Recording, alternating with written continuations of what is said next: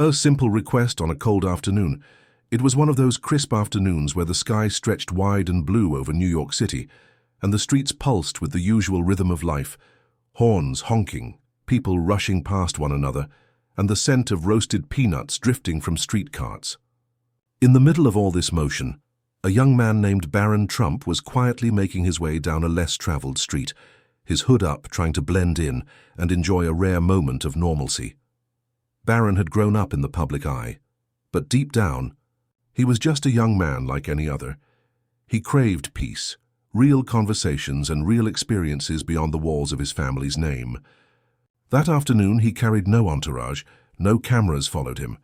Just him, his backpack and a small sandwich he had picked up from a local deli. As he walked past an alley near the corner of 38th Street, a voice called out, raspy but not aggressive. "Hey kid, and can you spare $1?" Barron turned. Sitting against the side of a brick building was a homeless man, wrapped in a patchwork of jackets, his face weathered from years of hardship. His hands shook slightly, whether from the cold or from something deeper, Barron couldn't tell. At that moment, Barron felt a shift inside him. Most people kept walking when they heard a voice like that. They pretended not to see, or they offered quick, rehearsed excuses. But Barron didn't move.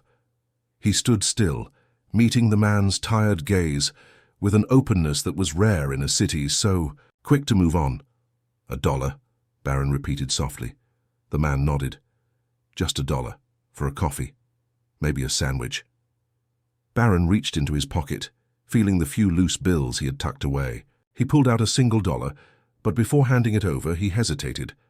Not because he didn't want to give, but because he felt something stronger pulling at him, something that told him this wasn't about money. "What's your name?" Barron asked, stepping closer. The man blinked, surprised. "Tom," he said after a moment.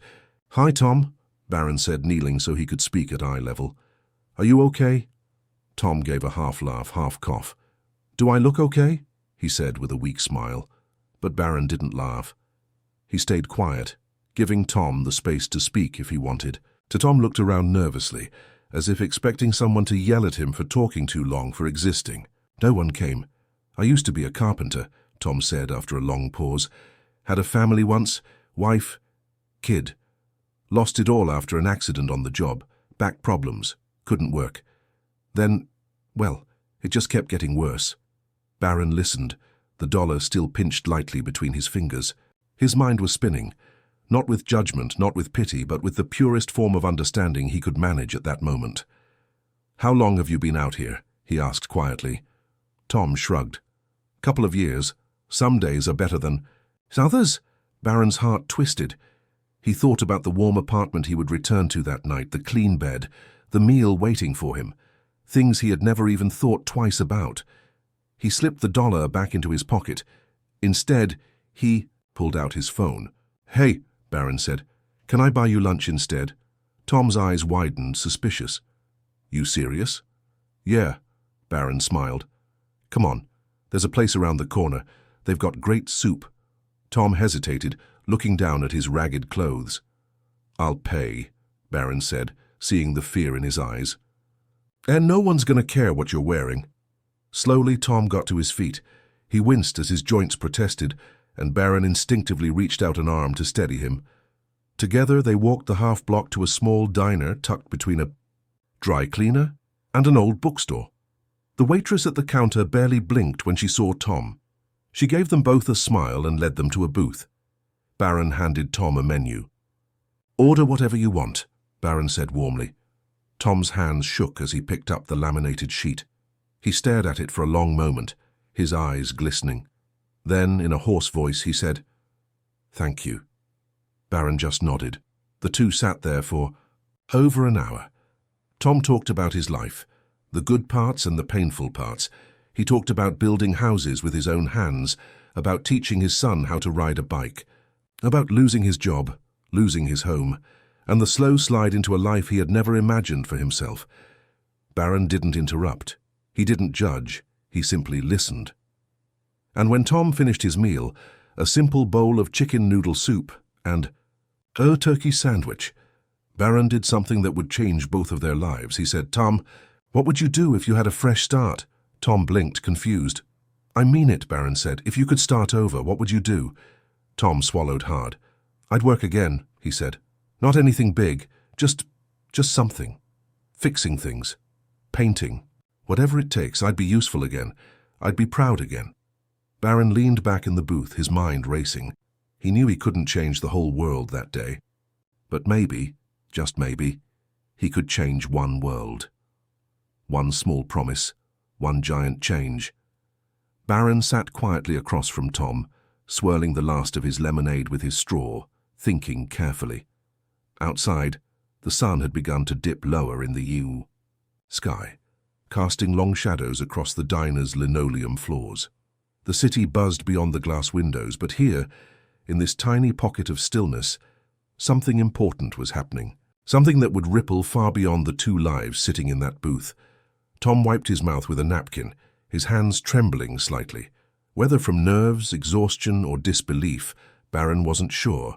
What he did know was that Tom needed more than just a hot meal. He needed hope. Barron leaned forward, lowering his voice as if sharing a secret. "Tom," he said, "what if I told you it's not too late to start again?" Tom laughed a little, not in a cruel way, but a soft, broken laugh, as if the idea was too big to fit inside his reality. "I'm serious," Barron said. "You're still breathing, you're still standing. That means your story isn't finished yet." Tom stared at him, eyes wide and uncertain. For a long moment, the older man said nothing. Finally, in a voice barely above, a whisper, he asked, "Why would you care?" Barron smiled sadly. "Because too many people walk by, and I don't want to be one of them." The words hung between them, raw and real. Barron could tell Tom wasn't used to kindness without a price. He could see it in the way Tom hunched his shoulders, as if waiting for the catch, the trick, the strings attached. But there were none. Barron reached into his backpack and pulled out a small notepad and a pen. "Let's make a plan," Barron said, flipping to a clean page. "Real simple. Step 1, get you somewhere safe tonight." Tom blinked, confused. "You mean a shelter?" Barron shook his head. "Not if I can help it. I know a place. It's clean and they help people get back on their feet. Not just give them a cot and push them back onto the street." Tom rubbed, his hands together nervously. He wanted to believe, he needed to believe, and after that, Tom asked, voice cracking. Barron wrote it down. "Step 2, find a job." He looked up. "You said you were good with your hands, right? Carpentry, painting, fixing things?" Tom nodded slowly. "Then that's what we'll aim for," Barron said firmly. "I know some people. I can make a few calls. There's always someone who needs a hand, especially someone with real skills." Tom swallowed hard, emotions warring across his worn face, hope battling fear, belief battling cynicism. Barron tapped the notepad with his pen. "But first," he said, smiling, "you need a shower, a haircut, and some clean clothes." Tom gave a shaky laugh, a sound filled with disbelief and maybe, just maybe, a sliver of hope. "You serious?" he whispered again. "As serious as it gets," Barron said, his eyes shining with determination. A few hours later, the next few hours blurred into a whirlwind. Barron took Tom to a small thrift shop he knew on the Lower East Side, where kind volunteers helped people like Tom without judgment. They picked out some fresh jeans, a warm sweater, and a sturdy pair of boots. Tom kept trying to refuse, kept glancing nervously at Barron, as if expecting someone to burst in and accuse him of stealing kindness he hadn't earned. Barron simply grinned and said, "Don't argue, it's already paid for." At a nearby barbershop, the owner, a kindly man named Mr. Lorenzo, greeted Barron like an old friend. Without a word, he ushered Tom into a chair and began snipping away months of tangled hair and grime. As the clumps fell away, so did something invisible, the weight of defeat that had pressed Tom's shoulders down for years. When Mr. Lorenzo spun the chair around and Tom caught a glimpse of himself in the mirror, he gasped. He looked human again, presentable, maybe even a little dignified. Barron clapped him on the back. "Told you," he said with a grin. Tom's eyes glistened with unshed tears. That night Barron wasn't content with just a meal and a haircut. He had made a promise, even if he hadn't spoken it out loud, to do more. He called in a favor from an old acquaintance who ran a small transitional housing center. It wasn't a shelter. It was a place where people could stay while looking for work and rebuilding their lives. The rooms were simple, a bed, a desk, a small bathroom, but they were clean, safe, and most importantly, filled with people who cared. Tom's. Hands shook as Barron handed him the key. "This is yours for a month," Barron said. "After that, we'll figure it out one step at a time." Tom clutched the key tightly, staring at it like it might vanish if he blinked. "I don't know how to thank you," he croaked. Barron shook his head. "You don't have to. Just promise me one thing." Tom looked up. "Promise me you won't give up," Barron said. Tom nodded slowly as if swearing an oath, and for the first time in a long time, Barron Trump walked away from someone he had helped, not with a sense of superiority or pride, but with something far deeper, a sense of purpose. Across the city. As Barron rode the subway home, tired but smiling, he thought about the ripple effects of kindness. $1 wouldn't have changed Tom's life, but believing in him might. And maybe, just maybe, if more people slowed down long enough to really see each other, to listen, to care, the world could change one small act at a time. Barron didn't know it yet, but the small promise he had made that afternoon was only the beginning of a story far bigger than he could have imagined. Because sometimes the smallest spark lights the greatest fire, and sometimes all it takes to save a life is to believe in it. A door opens, but fear lingers. The city never truly slept. Even deep into the night, the distant hum of taxis and the soft shuffle of footsteps echoed through the streets like a restless heartbeat. Somewhere among the millions, in a small, clean room that smelled faintly of soap and fresh paint, Tom lay awake, staring at the ceiling. The soft blanket wrapped around him was warmer than any he'd had in years. The mattress beneath him, firm and comforting, felt almost like a cloud compared to the cold concrete he'd grown used to. But sleep wouldn't come, not because he was uncomfortable. No, it was something else. A knot of fear twisted inside him, the kind that had been tied so tightly over the years, it seemed impossible to untangle. What if this wasn't real? What if tomorrow everything disappeared again? What if he failed? Tom squeezed his eyes shut, pushing the dark thoughts away. Down the hall, other men and women slept, each with their own stories of loss and survival, each clinging to their second chances. In his pocket, he felt the weight of the key Barron had given him earlier, along with a small card that simply said, "Tomorrow, 10 a.m., bring your smile. B." Tom didn't know how it would all work out. He didn't even know why Barron had chosen him, out of all the people on the street that day. But somehow in the deepest part of himself, he believed something he hadn't dared believe in years. Maybe it's not too late. The next morning, at exactly 9:30 a.m., Tom stood outside the small diner where he and Barron had first shared a meal. His thrift store clothes were clean and pressed. His hair was neatly combed. He clutched a worn wallet Barron had given him, not because there was money inside, but because it felt like a symbol, a tiny anchor to a new life. When Barron arrived, he was carrying 2 coffees and a brown paper bag. "You made it," Barron said, grinning. "Wouldn't miss it," Tom replied, his voice steadier than he expected. Barron handed him a coffee and the bag. Inside was a breakfast sandwich, still warm. "Eat up," Barron said. "Big day." Tom chuckled, shaking his head in disbelief. "Feels like a dream." Barron smiled. "Well, dreams are real if you work at them." They sat at a bench nearby, eating in silence for a few minutes. Then Barron checked his watch. "Ready?" he asked. Tom took a deep breath. "Ready?" A new opportunity. Barron led Tom a few blocks away to a tidy storefront with a sign that read Mason and Kubas, Home Repairs and Renovations. The smell of fresh-cut wood and sawdust filled the air as they stepped inside. Behind the counter stood a middle-aged man with sleeves rolled up and a pencil tucked behind his ear. His hands were rough and strong, but his smile was easy and genuine. "Barron," the man said, clapping him on the shoulder. "This the guy you told me about?" "This is Tom," Barron said proudly. "Best pair of hands you'll find this side of the Hudson." Tom blushed, unused to praise. The man stepped forward, extending a hand. "Name's Mason. I run this circus. Heard you're good with a hammer." Tom shook his hand firmly. "I used to be. Still am, I hope." Mason chuckled. "Let's find out." What followed wasn't a formal interview. No stiff chairs or awkward questions. Instead, Mason led Tom to a small workshop in the back and handed him a bent piece of metal. "Fix that hinge for me," he said simply. Tom's hands moved before his mind could catch up. Years of muscle memory flooded back. He inspected the damage, selected the right tool without hesitation, and within minutes had the hinge repaired better than new. Mason watched, nodding approvingly. "Well, look at that," he said. "Still got the touch." He turned to Barron and gave a wink. "I think you found me a good one." Tom's heart pounded in his chest. Mason clapped him on the back. "We start early here, 6:30 a.m., rain or shine. Pay's not Wall Street, but it's honest, and we're like family. You in?" Tom barely managed to choke out the words.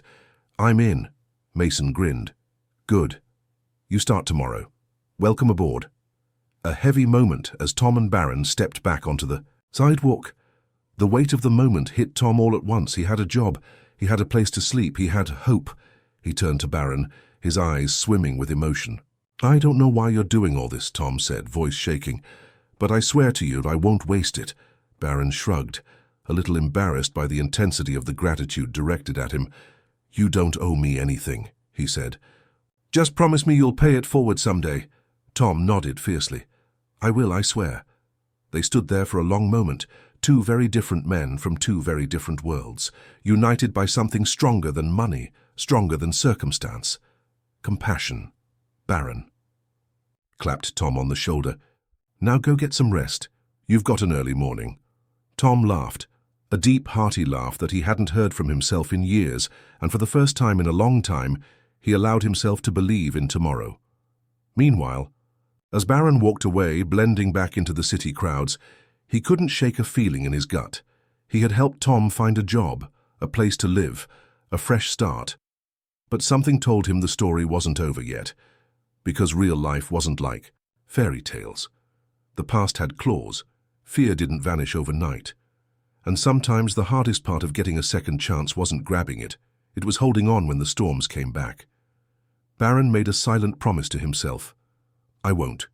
Let him fall alone. Whatever happened next, he would be there."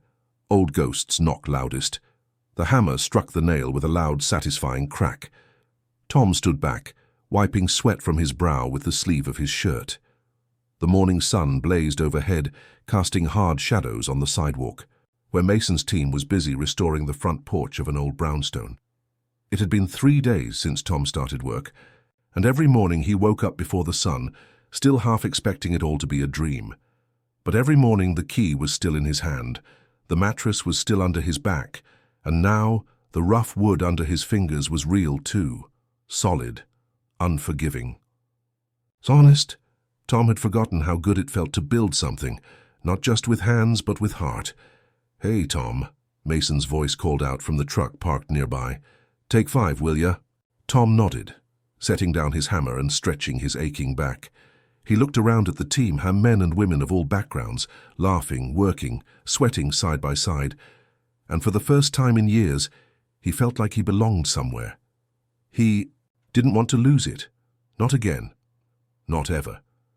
A stranger in the crowd as Tom crossed the street to grab a bottle of water from the cooler. He spotted something out of the corner of his eye. A man leaning against the wall, watching him. Dirty jeans. Greasy hair. A cigarette dangling from cracked lips. Recognition slammed into Tom like a punch to the gut. Mick, an old friend from the streets. A man who had shared cardboard shelters with him, traded scraps for cigarettes, and dragged Tom down every time. He had tried to climb up. Tom's stomach twisted. He hadn't seen Mick in almost 6 months. And he had hoped, prayed, he never would again. Mick pushed off the wall and sauntered over. "Well, well, well," Mick drawled, a smirk twisting his face. "Look at you, Mr. Fancy. Got yourself a job and everything, huh?" Tom forced a smile. "Just trying to get by, Mick." Mick snorted. "Get by?" "Looks to me like you're getting ahead. Must be nice." Tom shifted uncomfortably. Mick leaned closer, lowering his voice. "Listen, buddy. I'm in a jam. Need some cash. Real quick.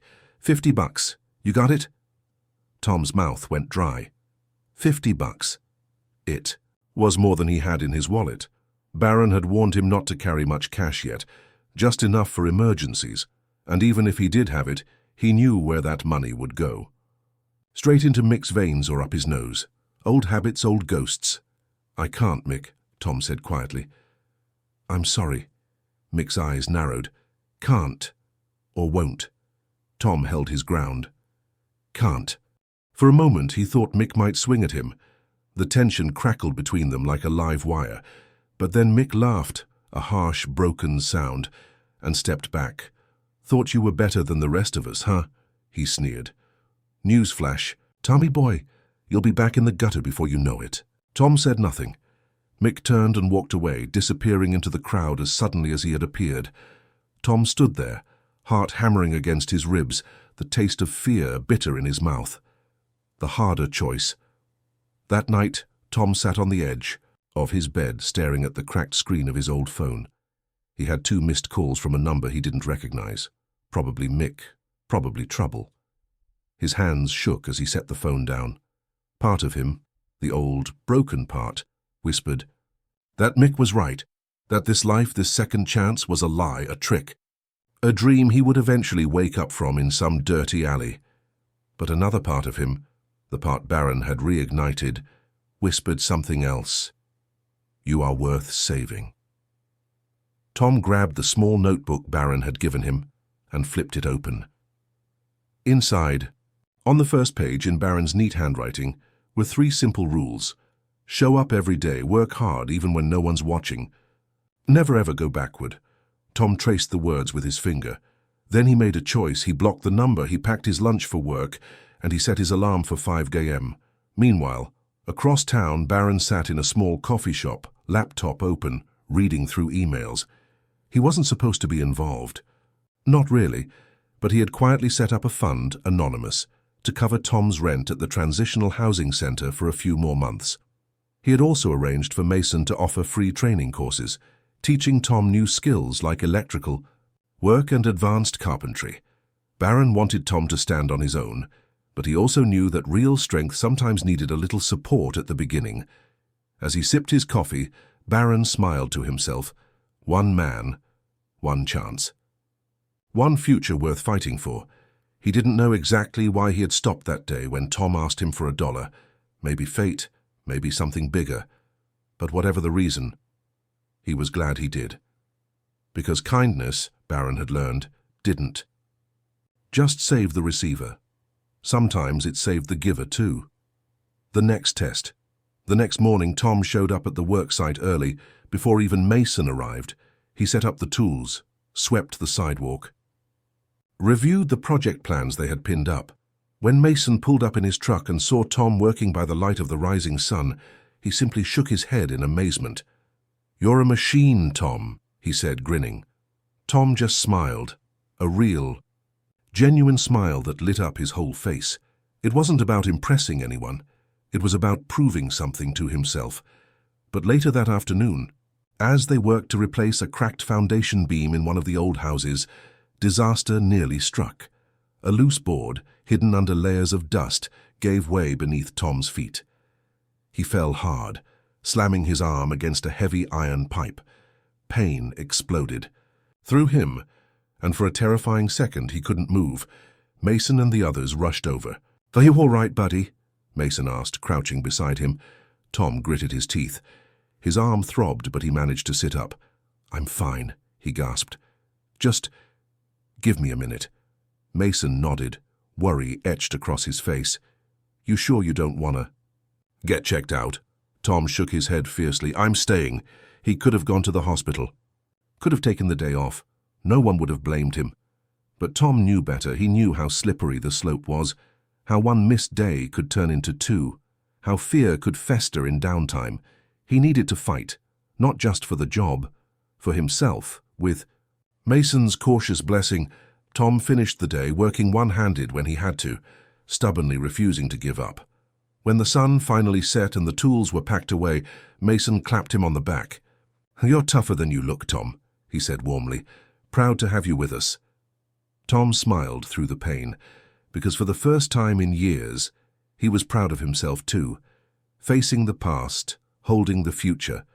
The rain started in soft, fat drops, splattering against the sidewalks like tiny drums. Tom stood beneath the narrow awning of the housing center, watching the world turn slick and silver in the storm. He clutched a small piece of paper in his hand, crumpled now from being folded and unfolded so many times. On it, in Barron's tidy handwriting, were the words, "Tonight, 6 p.m., 124 Carmine Street. Trust me. B." Tom wasn't sure what he was being invited to. Barron hadn't said much, just smiled in that easy, untroubled way of his and told Tom to be there. Now, as the rain soaked through the edges of his jacket and cars hissed past on wet asphalt, Tom wondered if he should have just stayed home. The ghosts of his past still whispered to him sometimes, louder in the dark. "You don't belong there. You'll make a fool of yourself. You're nothing but a broken man wearing borrowed clothes." But then he felt the weight of the key in his pocket, and he remembered Barron's voice, calm and certain. "You're not broken, Tom. You're rebuilding." Tom drew a deep breath, straightened his jacket, and stepped into the rain.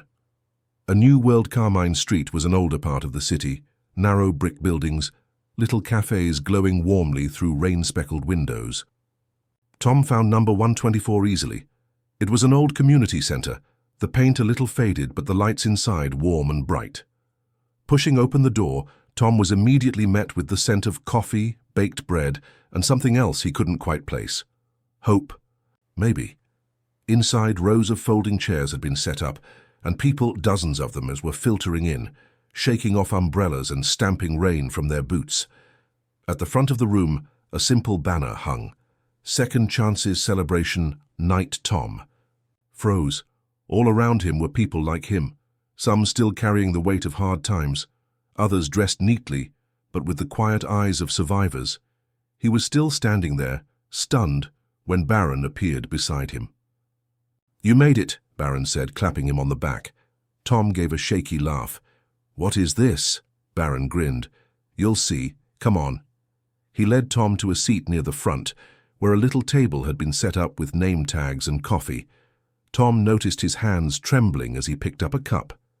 He didn't like being the center of attention, didn't like rooms full of strangers, but the faces here weren't judging. They were welcoming. For the first time, Tom allowed himself to believe he might not be alone in this fight. The surprise when the room had filled. A woman in a simple grey sweater stepped up to the podium at the front.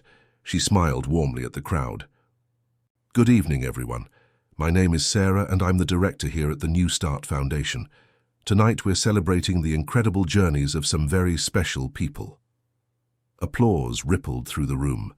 Tom shifted uncomfortably in his seat, feeling like a spotlight had been aimed at him.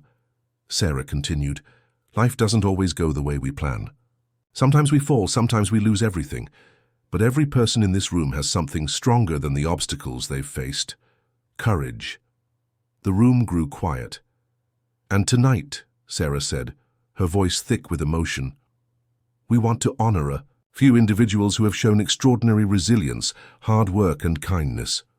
Tom's heart stuttered in his chest as Sarah pulled out a small card.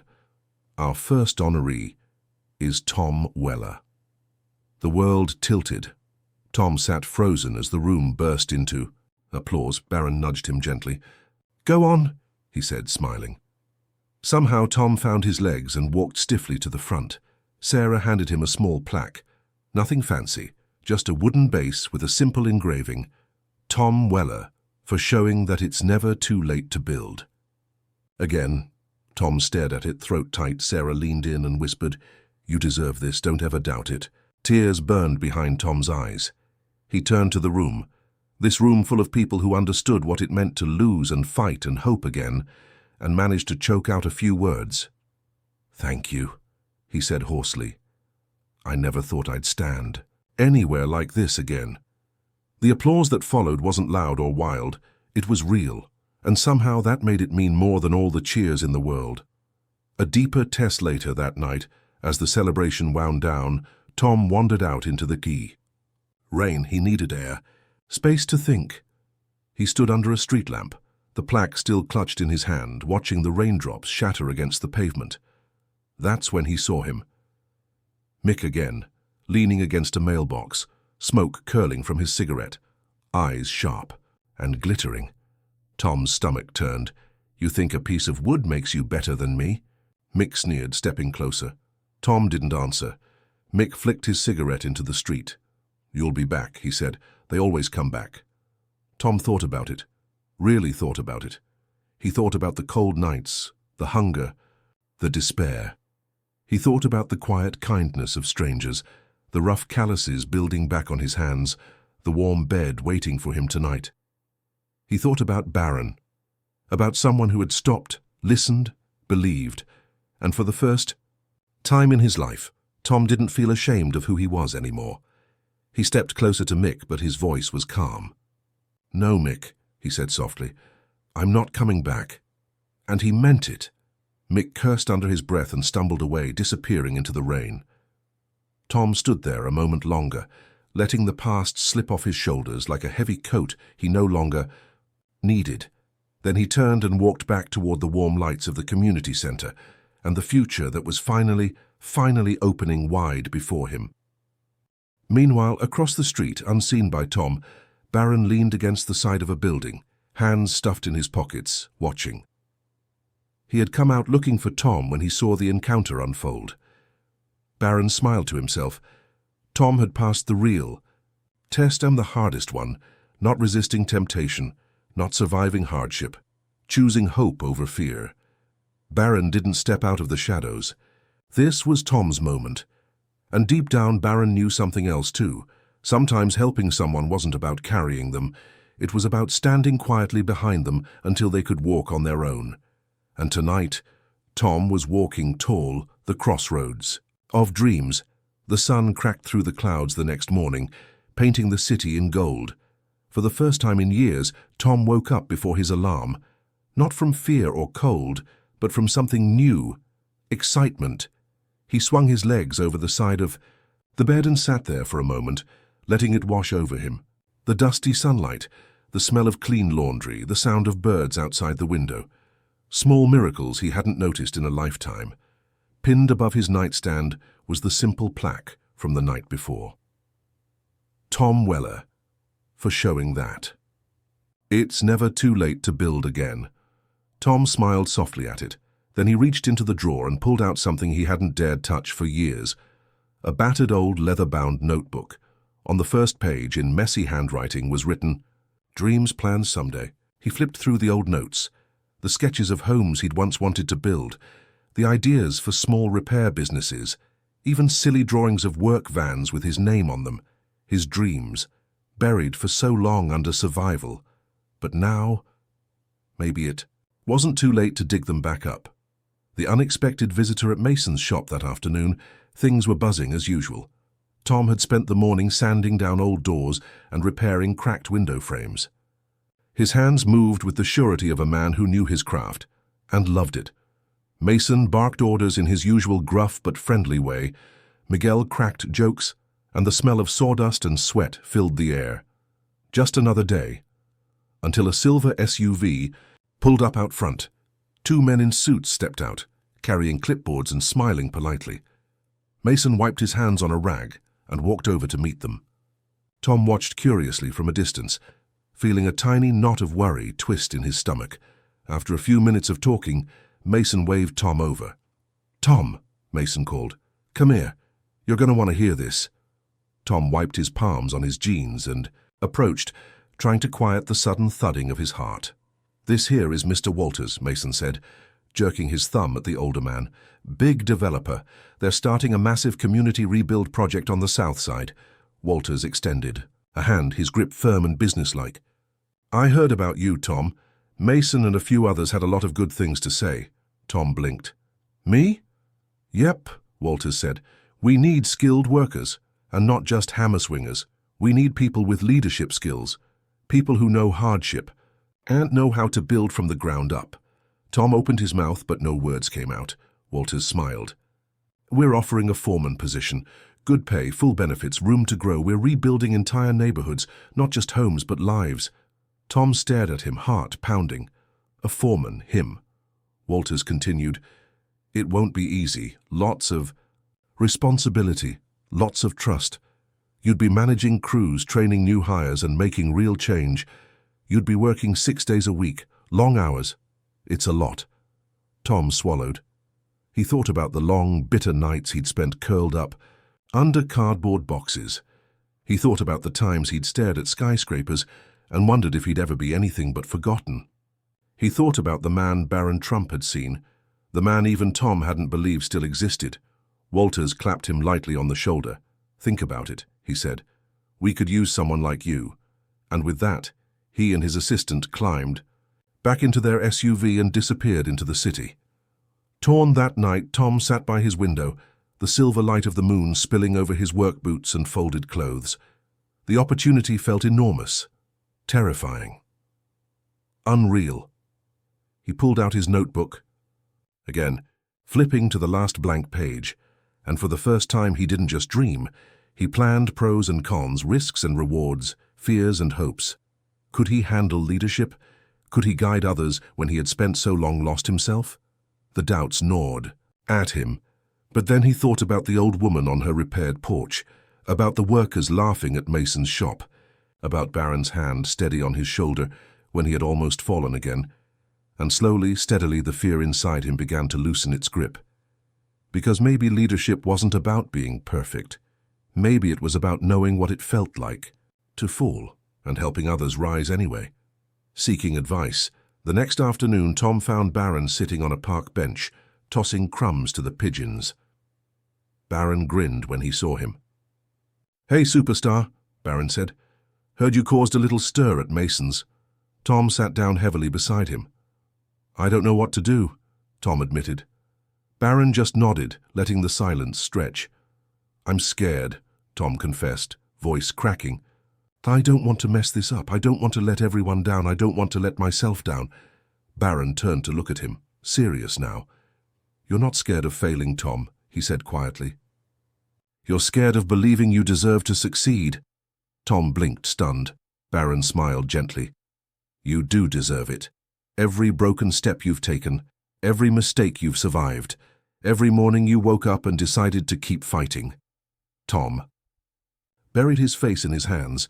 Barron clapped him on the back. "You don't have to be perfect to change lives," he said. "You just have to show up." A decision. 2 days later, Tom stood once again in front of Mason's shop, heart hammering in his chest. Walters was there, waiting, a contract in hand. Tom stepped forward. His hand shook slightly as he reached for the pen. But he signed it, and, in that moment, Tom Weller, once lost, once broken, once invisible, stepped fully into the man he was meant to be, a builder, a leader, a survivor, a quiet celebration. That night, Barron and Tom sat outside a tiny pizza place, sharing a simple meal, no cameras, no news headlines, just two friends sharing a quiet victory.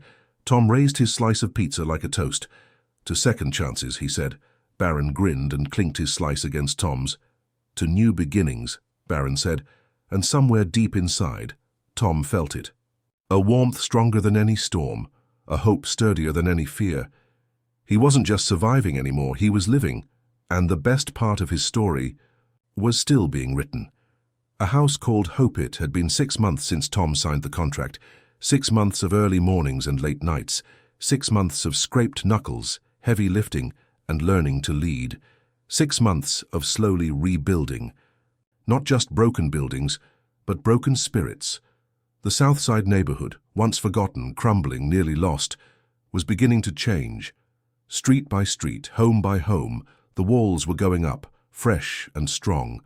Where there had once been silence and boarded windows, there was now the sound of laughter, hammers, and hope, and at the center of it all was Tom Weller.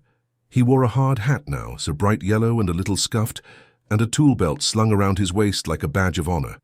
But the biggest change wasn't on the outside. It was the way he stood taller, stronger, like a man who had earned every breath he took. A special project one crisp autumn morning, Walters called Tom into his trailer office at the edge of the construction zone. "Got a special project for you," Walters said, handing him a set of blueprints.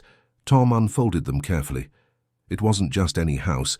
It was small, modest, but it had been designed from scratch, with wide doorways, a sturdy ramp, reinforced railings. It was going to be a community home for families getting back on their feet. City's funding it, Walters said. We want it to be our flagship. Proof that second chances aren't just talk. He tapped the paper. And we want you to lead. It?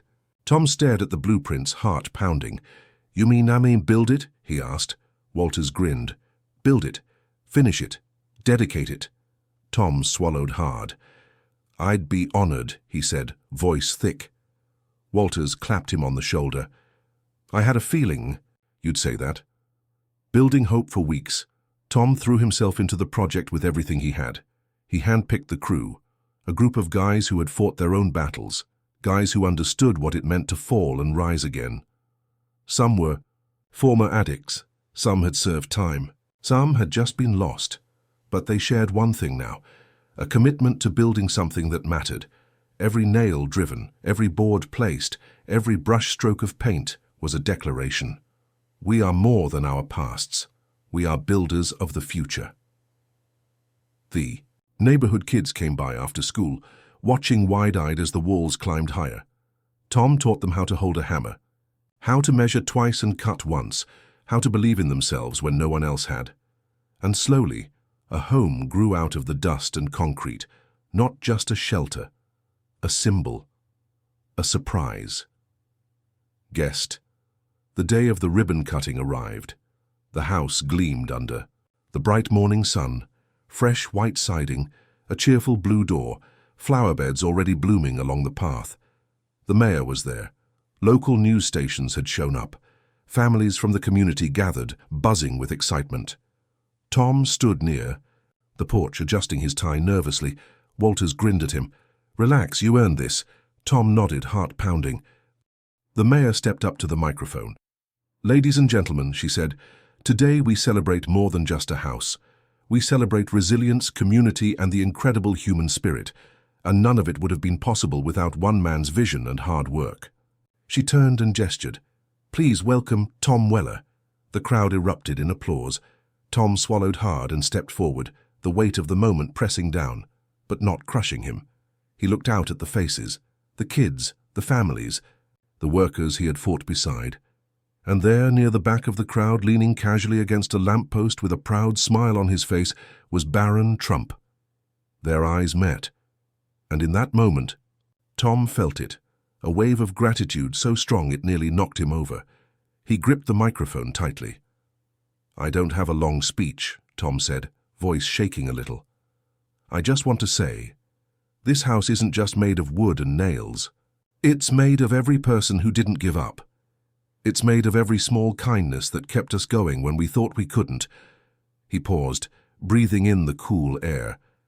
And if you ever wonder if one person can make a difference...